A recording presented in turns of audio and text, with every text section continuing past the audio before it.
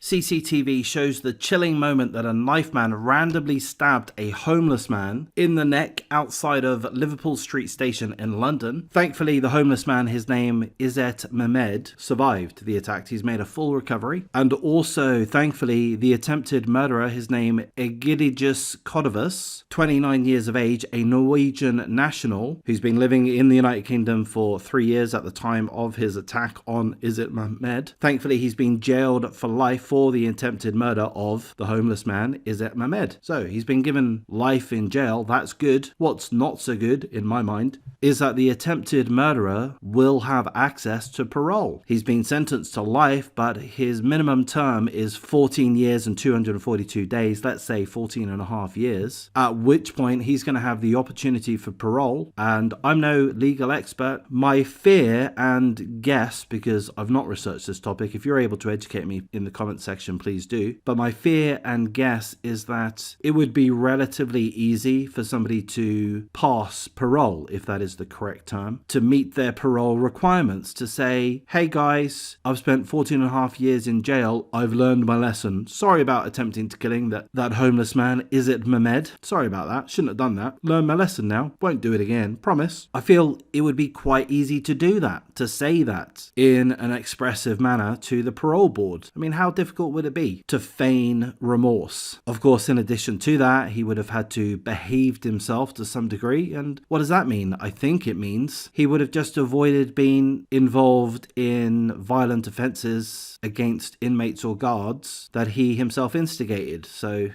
that ought not be that difficult. So my fear and guess is that parole is easy to get past. Could be entirely wrong on that, but that is what I assume. And to me, that very much diminishes the value of a life sentence. Giving someone a life sentence but with the option to get out after 14 years isn't good enough, in my opinion. So we're told that the attack took place whilst Izzet Mehmed, the homeless man, was sleeping in a doorway near to the train station, Liverpool Street Station in London, and all of a sudden he was stabbed in the neck with no warning and really with no motive. He hadn't provoked the attack in any way, shape or form. The homeless man, Izzet Mehmed, was literally asleep, minding his own business, sleeping in a doorway near the train station as a vulnerable homeless man, down on his luck, on the bottom rung of the ladder, society's ladder. And this scumbag, the Norwegian national Egidijus Kodavus, decided, you know what, I'm going to stab this random homeless man in the neck, going to try to kill him. So thankfully, Izzet Mehmed was able to stumble away from the attempted murderer. He collapsed outside of a cafe, but he was found by 2 police officers. The officers gave him first aid. They also arranged for him to be rushed to hospital in an air ambulance, which I would guess, again, I'm assuming here, could be wrong, but I would think that would be particularly difficult, logistically difficult to arrange in the middle of London, around the Liverpool Street Station area. How the heck do they get